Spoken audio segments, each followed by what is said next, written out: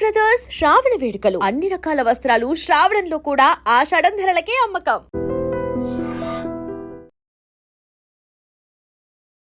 కాళ్ల పారాని ఆరకముందే ఓ నవ వధువు పెళ్లి కూతురు బలవన్మరణానికి పాల్పడిన విషాదకర ఘటన సత్యసాయి జిల్లా సోమందేపల్లి మణికంఠ నగర్లో జరిగింది.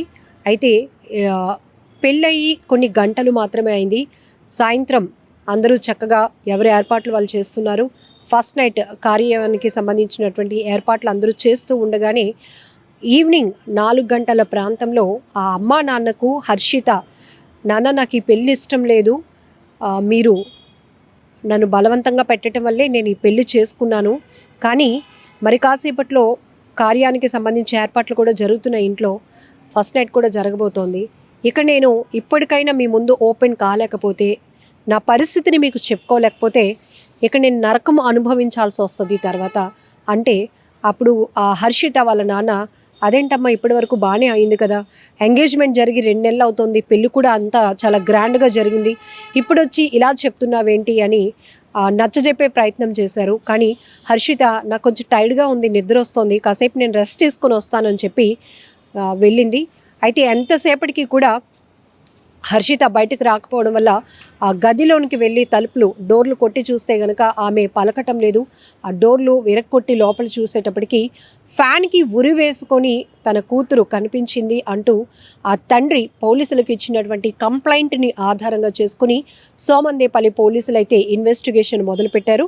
ఎస్ఐ గారు చెప్తున్నటువంటి డీటెయిల్స్ ప్రకారం కూడా ఆ ఫ్యాన్కి ఉరి వేసుకొని గదిలో ఉంది తన కూతురు, ఎంత పిలిచినా పలకలేదు, డోర్లు విరక్కొట్టి చూసేటప్పటికి ఆ పరిస్థితిలో కనిపించింది అంటూ తండ్రి ఇచ్చినటువంటి ఫిర్యాదుని ఆధారంగా చేసుకొని కేసునైతే ముందుకు తీసుకెళ్తున్నా. మొదట అసలు ఏంటి ఆ అమ్మాయి బలవన్మరణానికి పాల్పడడానికి కారణాలు ఏంటి అనే దానిపైన కూడా చాలా మిస్టరీగా కొనసాగింది ఈ కేసు డీటెయిల్కి సంబంధించి కూడా.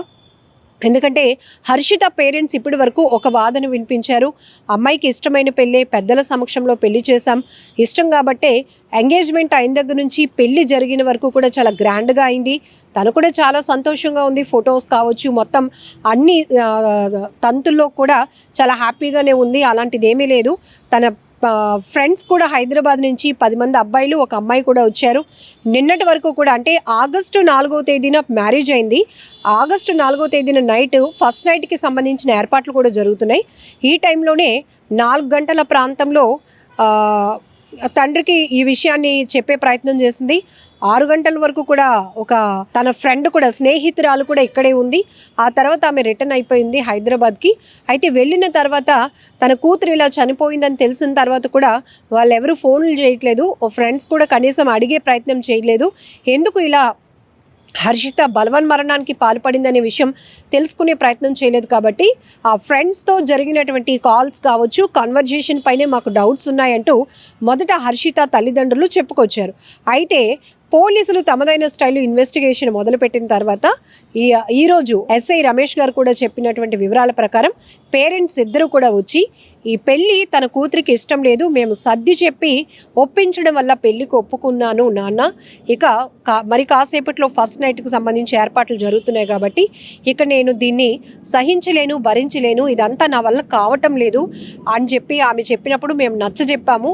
కానీ తను రెస్ట్ తీసుకుంటాను అని వెళ్ళింది, కానీ ఇలా గదిలో ఉరి వేసుకొని కనిపించింది అంటూ ఆ తండ్రి మొత్తం వివరించడం వల్ల పోలీసులు ఇప్పుడు అదే విషయాన్ని చెప్తున్నారు. అయితే తండ్రి ఈ రకమైన ఫిర్యాదు చేసినప్పటికీ కూడా ఇప్పుడు ఈ అమ్మాయి ఒక పెళ్లి కూతురు ఇంత పెళ్ళైన గంటల వ్యవధిలోనే కార్యానికి సంబంధించి ఏర్పాట్లు జరుగుతున్న టైంలోనే బలవన్మరణానికి పాల్పడడం వెనుక బలమైన కారణాలు ఇంకేమైనా ఉన్నాయా?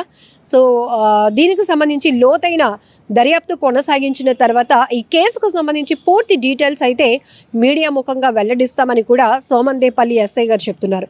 సో ఇక్కడ మనం ఒకటే ఆలోచించాలి, బలవంతపు పెళ్ళిళ్ళు దీనివల్ల చాలా వరకు అటు అమ్మాయి కావచ్చు, అబ్బాయి కావచ్చు, బలవన్మరణాలకి పాల్పడుతున్నటువంటి పరిస్థితులు మనం చూస్తూనే ఉన్నాం. అలా అని తల్లి తండ్రికి పిల్లల భవిష్యత్తు ఏంటి, పిల్లల భవిష్యత్తు గురించి కానీ వాళ్ళ మంచి చెడ్ల గురించి ఆలోచించే రైట్స్ లేవా అంటే 100% ఉంటాయి. ఎందుకంటే వాళ్ళ పిల్లలు ఎలా ఉంటే బాగుంటుంది అనేది ఆలోచన చేయాల్సిన ఎంత అవసరం ఉందో, పిల్లల ఇష్టాలను గౌరవించాల్సిన పరిస్థితి తల్లిదండ్రులకు కూడా ఉంది. అలానే తల్లిదండ్రులు ఇప్పటి వరకు మనకి ఏం కావాలి, ఏది మంచి, ఏది చెడు అని మనల్ని అడిగి పెంచలేదు. కొంత ఏజ్ వచ్చిన తర్వాత, మెచ్యూరిటీ లెవెల్స్ వచ్చిన తర్వాత మనకి ఇది బాగుంటుంది, మనం ఇది చూస్ చేసుకునేటటువంటి ఫ్రీడమ్ కావచ్చు, ఆలోచన శక్తి మనకు వస్తుంది. బిఫోర్ అంతా కూడా మనం పేరెంట్స్ పైన డిపెండ్ అయిన వాళ్ళమే. సో చిన్నప్పటి నుంచి అసలు మన గురించి మనకన్నా మన పేరెంట్స్కే బాగా తెలుస్తుంది. మన మూడ్ ఎప్పుడు ఎలా ఉంటుందో, మనకి ఇష్టమైంది ఏంటి, మనకి నచ్చింది చేస్తే మనం ఎలా ఫీల్ అవుతాం పిల్లలు. కానీ తల్లిదండ్రులకు ఉన్నటువంటి నాలెడ్జ్ యాక్చువల్గా మన మీద మనకి కూడా ఒక క్లారిటీ ఉండదు. ఇక్కడ 2 రకాల కోణాల్లో విశ్లేషణ. ఒకటి, పిల్లల పాయింట్ ఆఫ్ వ్యూలో ఆలోచన చేస్తే వాళ్ళు చేసింది రైట్, వాళ్ళు ఎంచుకునేదే కరెక్ట్ అనుకుంటారు. ఇక్కడ తల్లిదండ్రులు మేమేం చేసినా, మేమేం ఆలోచించిన పిల్లల కోసమే కదా, మా పిల్లల భవిష్యత్తు బాగుండాలనే ఒక మంచి ఆలోచన కావచ్చు, స్వార్థం కావచ్చు, అది మేము పెంచి పోషించినటువంటి పిల్లలు కాబట్టి వాళ్ళ ఫ్యూచర్ ఇలా అయితే బాగుంటుంది అని ఒక డెసిషన్ తీసుకునే రైట్ మాకు ఉంది అంటూ పేరెంట్స్ కూడా చెప్తారు. కానీ ఇలా ఎవరికి వాళ్ళు విడిపోయి వ్యక్తిగత ఆలోచనలకు వెళ్తే అనవసరంగా చాలా ప్రాణాలు బలైపోయిన పరిస్థితి. కానీ ఒక అండర్స్టాండింగ్కి రావాల్సినటువంటి అవసరం కూడా ఉంది. పిల్లల ఇష్టాలని గౌరవించాల్సిన బాధ్యత పేరెంట్స్కి ఉంది.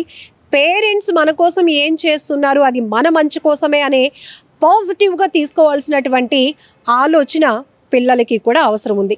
ఎందుకంటే ఈ మధ్య మనం చూస్తున్నాం అనేక చోట్ల, ఇక్కడ మనం లవ్ మ్యారేజా, అరేంజ్డ్ మ్యారేజా అనే డిస్కషన్ కాదు, కానీ ఇక్కడ పెళ్ళైన కొన్ని గంటలకే కార్యానికి అన్ని ఏర్పాట్లు జరుగుతున్న టైంలో ఇల్లంతా సందడిగా ఉంది, పెళ్లి ఇల్లు ఎంత కలకలలాడాల్సినటువంటి పరిస్థితిలో ఒక్కసారిగా ఆ పెళ్లి కూతురు బలవన్మరణానికి పాల్పడింది అంటున్నట్టుగా ఎంత విషాదకరమైన ఘటన.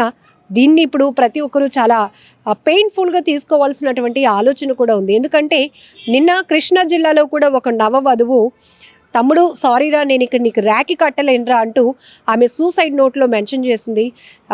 నేను చాలా హోప్స్ పెట్టుకొని వచ్చాను ఈ అత్త ఇంటికి, కానీ నా భర్త వేధిస్తున్నాడురా, నేను భరించలేకపోతున్నాను, అమ్మ నన్ను క్షమించండి, నాన్న నువ్వంటే నాకు చాలా ఇష్టం, నువ్వంటే నాకు ధైర్యం, నేను చాలా ప్రౌడ్గా ఉండేదాన్ని చదువు విషయంలో కావచ్చు, జాబ్ విషయంలో కూడా, నిన్ను చూసే నాన్న నాకు ఆ ధైర్యం వచ్చింది, కానీ ఇప్పుడు పెళ్ళయి వేరే ఇంటికి వెళ్ళిన తర్వాత నా ధైర్యాన్ని కోల్పోయాను, నా ఆత్మాభిమానాన్ని చంపుకోవాల్సిన పరిస్థితి వచ్చింది, నా ఆత్మగౌరవానికి అణువణువున తూట్లు పొడుస్తున్నాడు నా భర్త, నా ముందు వేరే అమ్మాయి గురించి పొగుడుతున్నాడు, నా ముందు వేరే అమ్మాయి పైన ఉన్న ఇష్టాన్ని వ్యక్తం చేస్తున్నాడు, నన్ను చదివించారు, నేను లెక్చరర్గా కూడా పనిచేస్తున్నాను, నేను పేపర్ కరెక్షన్స్ చేస్తున్నప్పుడు కూడా నాపై టార్చరే ఉంటుంది, కొడుతున్నాడు, మంచం గేసి కట్టి కొడుతున్నాడు, టైల్స్ పగిలిపోతున్నాయి, ఇక నేను భరించలేను, ఆడు కొట్టిన దెబ్బలకి నా తలంతా నొప్పిగా ఉంది, నేను భరించలేక ఇక తనువు చాలించాలనుకుంటున్నాను. ఆఖరిగా అమ్మకి, నాన్నకి, తమ్ముడికి కొన్ని మాటలు ఆమె చెప్తూ రాసినటువంటి సూసైడ్ నోట్,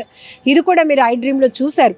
సో ఇన్ని ఘటనలు జరుగుతూ ఉన్నాయంటే ఈ ఆత్మహత్యలు ఎక్కడ ఆగుతాయి, అసలు దానికి కారణాలేంటి విశ్లేషించుకునే అంత టైం కూడా ఇవ్వకుండానే ఇప్పుడు కళ్ళ ముందు కనిపించినటువంటి వ్యక్తులు క్షణాల్లో క్షణికావేశంతో తీసుకుంటున్న నిర్ణయాల వల్ల ప్రాణాలు బలైపోతున్నటువంటి పరిస్థితి. ఆత్మహత్యలు, అందులోనూ నవవధువులు ఇలా ఆత్మహత్యలు చేసుకుంటున్నారంటే పెళ్లి వ్యవస్థ పైన కానీ, పెళ్ళి అనేటటువంటి ఆలోచనపై కానీ నేటి యువతకి మరి ఇంకా ఎలాంటి ఆలోచన ఉంటుందో, ఎలాంటి డైవర్షన్ ఉంటుందో కూడా మనం విశ్లేషించుకోవచ్చు. ఇటు ఒక్కటి అమ్మాయిల విషయం అనే కాదు, అబ్బాయిలు కూడా చాలా సున్నితమైన మనస్కులు ఉంటారు. సో అమ్మాయిల వల్ల హట్ అవుతూ వాళ్ళ ప్రాణాలు తీసుకోవటానికి కూడా చాలామంది అబ్బాయిలు వెనకాడుగు వేయట్లేదు. ఇటు అమ్మాయిలు అబ్బాయిలు 2 రకాలుగా కూడా ఎవరి తప్పు అని ఇక్కడ మనం వేలు పెట్టి వెతికి చూపించే ప్రయత్నం కన్నా ఈ ఆత్మహత్యలు ఎందుకు ఇంతగా పెరుగుతున్నాయి, దీనికి కారణం కొత్తగా పెళ్ళై ఇంకా ఒకరి జీవితంలో ఒకరు ఇంకా జస్ట్ ఎంటర్ అవుతున్నారు, కానీ పూర్తిగా ఒకరి గురించి ఒకరు తెలుసుకునే అంత టైము తీసుకోవట్లేదు, టైం కూడా ఇవ్వటం లేదు. ఇంతలోనే ఇక చాలు, ఇది మనకి నప్పదు, ఇది మనకి ముందుకు మనం వెళ్ళలేం, ఒక వ్యక్తిని ప్రేమించి ఇంకో వ్యక్తితో పెళ్లి జీవితాన్ని ఊహించుకోలేము అంటూ బలవన్మరణానికి పాల్పడుతుంటే ఆ కుటుంబాలు తమ వారిని కోల్పోయి, తమ బిడ్డల్ని కోల్పోయి, ఆ తల్లిదండ్రులు ఆ రోదన వర్ణనాతీతం అని చెప్పాలి, వారి కడుపు కోత తీర్చలేనిది. ఇక్కడ అన్ని రకాలుగా ఒక్కరు తీసుకునే క్షణికావేశమైన ఆలోచన పూర్తిగా అందరినీ కూడా చాలా ఇబ్బంది పెడుతుంది, చాలా లాస్, అది కుటుంబంలో చాలా లాస్. కాబట్టి ఈ ఘటనపై మీరేమంటారో కూడా కామెంట్ బాక్స్లో మెన్షన్ చేయండి. సోమందేపల్లి ఎస్ఐ గారు చెప్తున్నారు, పూర్తిగా ఈ కేసు ఇన్వెస్టిగేషన్ అయిన తర్వాత పూర్తి డీటెయిల్స్ ఇస్తాం. ప్రస్తుతానికి హర్షిత ఎవరైతే మృతురాలు తండ్రి ఇచ్చినటువంటి కంప్లైంట్ ఆధారంగా ఇన్వెస్టిగేషన్ కంటిన్యూ అవుతోంది. ఆ విషయంలో అయితే అతను మొదటంతా కూడా నా కూతురికి ఇష్టమైన పెళ్ళే పెద్దల సమక్షంలో చేసాం, చాలా గ్రాండ్గా చేశామన్న ఆ తల్లిదండ్రులు ఇప్పుడు నా కూతురికి పెళ్ళి ఇష్టం లేదు, ఈ విషయం ముందు కూడా చెప్పింది, నచ్చజెప్పి పెళ్ళి కొప్పించాం, ఇప్పుడు ఫస్ట్ నైట్కి ముందు తన ఇష్టాన్ని తన అయిష్టతను రెండు కూడా మా ముందు ఎక్స్ప్రెస్ చేసింది. అయితే మేము నచ్చజెప్పే ప్రయత్నం చేశాము అనుకున్నాం, కానీ నా కూతురు దీన్ని పాజిటివ్గా ఆలోచించలేక తను సూసైడ్ చేసుకుంది అనే వాదన ఆ తండ్రి కూడా చెప్తా ఉన్నారు. సో ఏది ఏమైనా ఒక అమ్మాయిని కోల్పోయారు ఆ కుటుంబం. చాలా బాధాకరమైన ఘటన. నిన్నటి దినం హర్షిత అనే 22 ఏళ్ల యువతి ఉరి వేసుకొని ఆత్మహత్య చేసుకోవడం జరిగింది.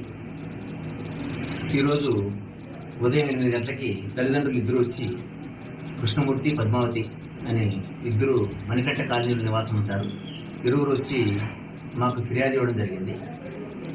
2 నెలల క్రితం బాగేపల్లికి సంబంధించిన ఒక ప్రైవేట్ ఎంప్లాయీకి నిశ్చితార్థం చేసుకొని నిన్నటి దినం బాగేపల్లి దగ్గర కళ్యాణ మండపంలో పెళ్లి చేసుకొని అమ్మ నాన్న ఇంటి దగ్గర శోభన కార్యక్రమాలకి సాయంత్రం 4 గంటల గంట చేరుకున్నారు. చేరుకున్న తర్వాత అమ్మ నాన్నతో, నాన్న నాకు ఈ పెళ్లి ఇష్టం లేదు, నాకు ఇప్పుడే పెళ్లి చేసుకోవాలని కూడా లేదు, ఇంకా మీరు నిశ్చయించినారు కాబట్టి చేసుకున్నాము, దీనికి సంబంధించి నేను ఇప్పుడు కూడా చెప్పకపోతే ఇబ్బందులు పాలవుతానని చెప్పేసి మీకు చెప్తున్నాను, అలాగని చెప్పేసి క్యాన్సిల్ అయితే మీ పరువు పోతుందని నేను గమ్మునున్నాను అని చెప్పేసి చెప్పిందంట.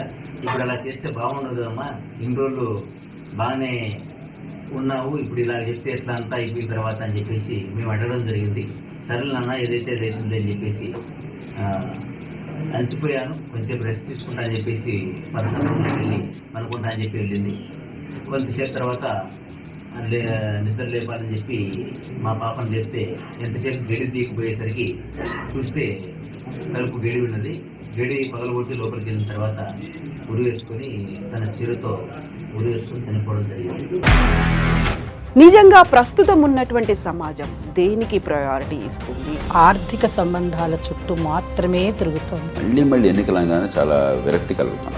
మంచి అనిపిస్తుంది కదా, లేడీస్ కూడా ఛాలెంజింగ్ జాబ్స్ చేసినప్పుడు చాలా బాగుంటది. ట్రాఫిక్ అసిస్టెంట్స్ గా నియమించిన ట్రాన్స్జెండర్స్ అందరితో సాల్యూట్ చేయించుకుంటున్నారు. ఫుడ్ డెలివరీ ఇవ్వటానికి వెళ్ళినటువంటి డెలివరీ బాయ్ అనిల్ పై కళ్ళ ముందు